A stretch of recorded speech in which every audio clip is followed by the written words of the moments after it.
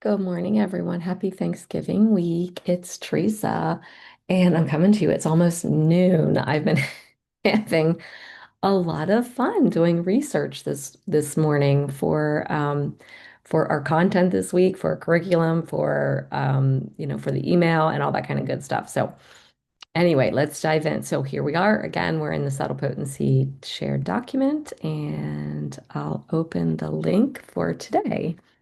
All right, we're in SP22. It's the fire month. It is the last week of our fire month. We're in week 4. And so get your last bit of like fire energy for the month of November, and then we'll be switching over. I'm not even 100% sure what's next. I think maybe water. I think water is December. Anyway, okay. Thanksgiving week.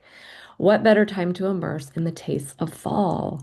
My curiosity this morning took me to my resource books and my recipes and a quick Google search about Thanksgiving stuffing. So that's my favorite meal, or that's my favorite recipe or food of Thanksgiving week. So I kind of was focusing on that. And as a vegan, and I don't usually eat the turkey much, sometimes I take some if it just sounds good. I'm not like so strict. But anyway, that is the main meal, part of the meal for me is our meatless loaf. It's this terrible name, but it's what Dave and I came up with years ago for my protein for Thanksgiving. And we found it and we hate the name. We wish we had a different name. But the reason I love it is because it really emulates stuffing, which is my favorite thing, which I had to give up when I realized gluten was affecting me. So we found this recipe and gosh, I might be catching something. It sounds like I have a cold. Anyway, it's got all the flavors of stuffing but it's made with beans instead of bread. So that's where I get my protein for and as a gluten-free vegan at Thanksgiving. And it's got all the flavors of stuffing. So I decided to focus on that. And so I went looking, and parsley, sage, rosemary, and thyme are in fact all in that recipe. And you'll see more about the connections here. But the features are these everyday Ayurveda cookbook that is always a good one to have if you're studying subtle potency. If you don't have it yet, go ahead and get it. The link is there. I noticed she changed the cover, so maybe there's a few edits in there. But anyways, so that link is there. And then the other one, which I keep showing you guys, is the Yoga of Herbs. I've got like a super old used copy because I couldn't find it on Amazon when I first got introduced to it. So, but I kind of like it because it's got these notes in it and it's kind of like just old and the pages edges are brown and everything like that. So I like that too, but you can get yourself a fresh copy if you want off of Amazon. And then I put this link here for this 26 must-have Thanksgiving stuffing recipes article. All right. First thought on the article, whoa, who knew there were 26 different versions of stuffing? And I'm sure there's more. And why must we have them all? Just kidding, giving the author of the article a little heck for their title choice. It's all for clickbait, right? Anyway, I included the article more for fun than anything else, but you can take a look at it. It's kind of fun to look at all the different kinds. I digress. Earlier last week, I was out in the garden to check on how things are looking, and we haven't cleared it out much, so still lots of tall brown plants with only shades of green left here and there, and a little dash of red on the stems of the few remaining Swiss chard stalks. All that vibrant color gone. It feels a little sad when I go out there now. But I did find the parsley just bursting, looking stronger and bigger than ever. I think it likes space now that some other plants around it are gone. And the rosemary plant was still tall and proud. The sage was a little less abundant. I had harvested it earlier in the summer, thinking, oh, I want to make sure and have dried sage for Thanksgiving week. And so here we are. I have dried sage in the cabinet and I still have fresh in the garden. So since I had harvested it earlier in the summer, it's on its second growth phase and I find it does it's a little less prolific than the first phase in the beginning of the spring. And the time is still there. It was low and slow, but still present and probably still will be all winter. I've gone out there and used it for colds and flus in the past. So really good to notice there. So I grabbed a stem of each to put in my window and of course started singing Simon and Garfunkel's Parsley, sage, rosemary, and thyme. I can't believe I just sung for you. But you can't say those words without just starting to sing. So, anyway, this isn't even in the email because you guys would have just killed me for going on that tangent. But I went looking for the song and I went looking for, when I found the lyrics, they're really interesting lyrics. And I was like, where did this come from? So I looked even at the backstory of that song and came up with some really cool stuff. Like it's about going to a fair, and the parsley, sage, rosemary, and thyme are in there because they all have connections to an emotion in the song and a challenge for this lover that he had. Anyway, kind of cool. It dates way, way back. It's not Simon and Garfunkel's original. They sing it based on this old story about this fair. So anyway, if you want to go on a deep dive, it was kind of fun. Like I said, this is why you're not getting this email until 12. But I had fun, so it's okay, right? And I'm learning. Anyway, I did shoot a little picture of my windowsill earlier this week when I put those four parsley, sage, rosemary, and thyme in the windowsill because I just wanted to really be present with them. I just love my kitchen windowsill. It makes me happy. I get to make small changes to this little space with big impact on my mood as often as I like because it's tiny and easy to change that little space. Do you have a little space you love to change up that brings you joy? Share it in our text with a photo if you want and spread the joy. Anyway, it's fall and time for wandering thoughts, and this email has proven just that. Ha ha ha. Back to the lessons for the week. As it's Thanksgiving, it's the perfect time to be tracking your tongue. I've been setting us up for this all the whole time, right? I've been talking about this. This is the link for your worksheet to print off for the week. So again, this will be the fourth week, and we didn't get you this till the third week, so you should be on your third page if you're following along. Notice if you eat a lot of leftovers this week, how it might show up on your tongue. In my experience, leftovers create a whitish coating the next day, and fresh foods seem to keep my tongue a nice shade of pink. Again, this is my slight noticing. What's your slight noticing going to be? Um, and I bring up the leftovers piece because Dave's whole plan for Thanksgiving is that he makes enough food that there's enough leftovers for us to eat Thursday, Friday, Saturday, and all the way into Sunday. And we've got this system where we put all the leftovers in this one big tin and we just put that in the fridge. And then when it's lunchtime, we pull it out each day and we just load up our plates. So we love it, but definitely by Sunday, we're starting to get kind of like, enough of this.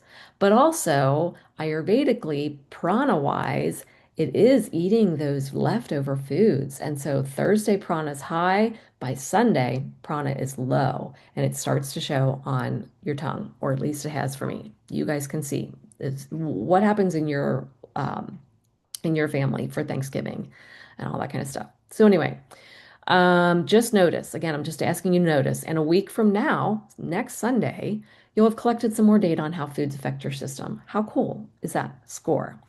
Okay, here is another reason you're not getting your email until 12 because I figured if I'm looking up this information, I might as well be plopping this information into a Canva document, make it a little bit pretty so we can share it and I can have it to like proliferate, to live beyond this week.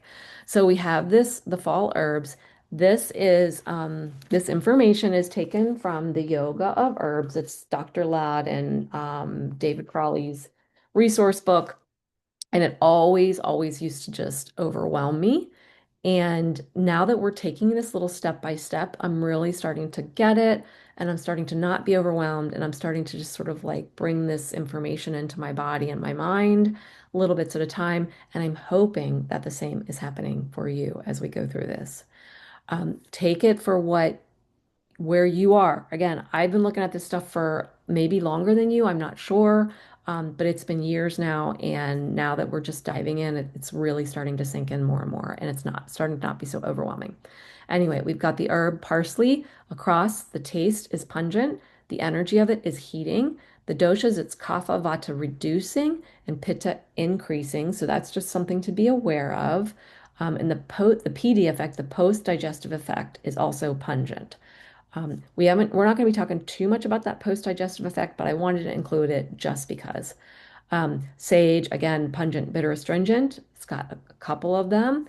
Heating energy as well, and same. Rosemary, pungent and bitter, is also heating, same across the board. Then thyme is pungent, heating, same across the board. All right, actually, oh, here I am. Okay, if you'll notice on the effects here, they all have a K, a V minus, P plus until you get to the time and it says VK. So it's got the V in front of the K. So that was a curiosity, like, oh.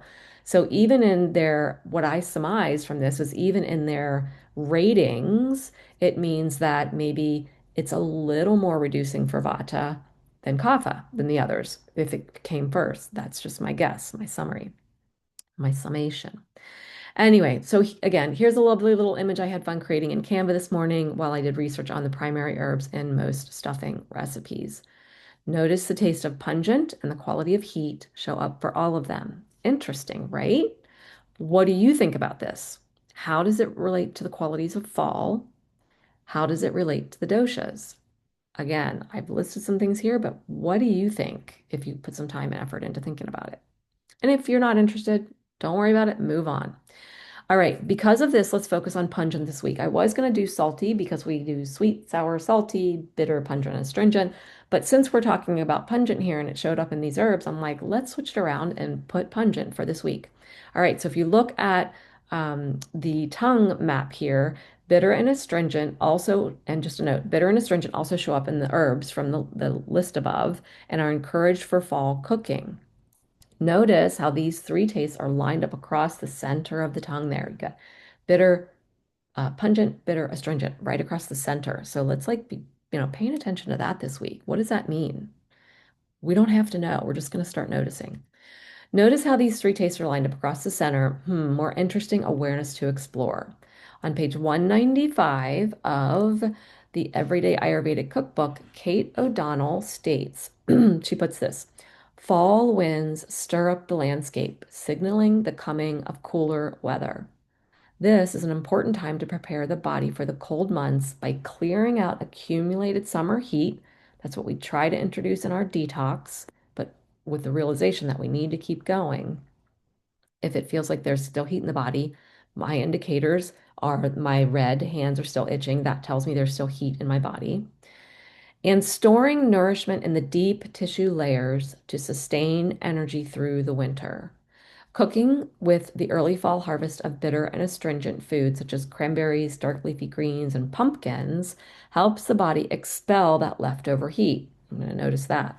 As the appetite grows and the temperatures drop, cravings for sweet, moist foods are fed by the recipes in this chapter that feature builders like coconut oil, figs, sesame seeds, and oats. And again, back to that, we didn't get to go into it, but there's the diagram that I sent last week where these tastes have some of them are building and some of them are reducing qualities. So we'll get into that later.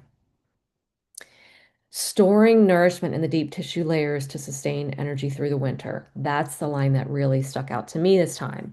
I've read this before, but now, after studying our tastes for just a few weeks so far, it means more to me. What stands out to you in Kate's paragraph introducing fall? Moving on. Now I'm even more curious about the pungent qualities of parsley, sage, rosemary, and thyme. If they're still present in my garden, why are they not the featured taste for fall, per Kate O'Donnell's book of Curiosity? Perhaps, since herbs are such a small part of the stuffing recipes, their purpose is merely to offer the balance needed for these following statements from Body Thrive.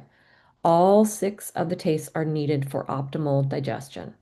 Each taste performs specific actions to design healthy, functional tissues. Good tissue formation of all seven tissues is a prerequisite for building ojas, deeply nutritive vitality, resilience, and immune integrity, found on Body Thrive, page 169. Really cool, right? Beautiful. Curiosity is piqued. Let's all come to class Tuesday with our curious minds about Thanksgiving food, our tongues, and the six tastes. A tap into the assignments. It's our last week for fire again. So if there's anything that you want to like address with fire or be curious about, now's the time. Check in on your habits. Breath body practices this week. A perfect habit to align with pungency, as pungent taste excites. So lifts up. So use your breath body practice to think about exciting your body and getting it moving. Let's check in together on our new quarter's reflection and goals worksheet Tuesday, since we are already in week 4 and haven't spent much time sharing on our goals yet. Get the holiday quarter schedule in your calendar for the quarter. Lots of changes. Again, this week is one. We meet on Tuesday this week at 7 p.m. So we can allow for all the fun Thanksgiving prep. Here's the quarter's shared Google Doc. As always, it's updated to date for now. This week's live call is Tuesday at 7 p.m. And then again, happy Thanksgiving. Here's that subtle potency calendar. And I want to highlight one more time too, get it in your calendar, please. I'd love to have you here. December 17th, Jen Hoker is lovely, like designing our little class for that week for the solstice to celebrate the solstice and sitting in silence for that week. That's the habit of the week. That class will be a Wednesday, December 17th at 11 a.m. to 12:15 p.m. Eastern Time.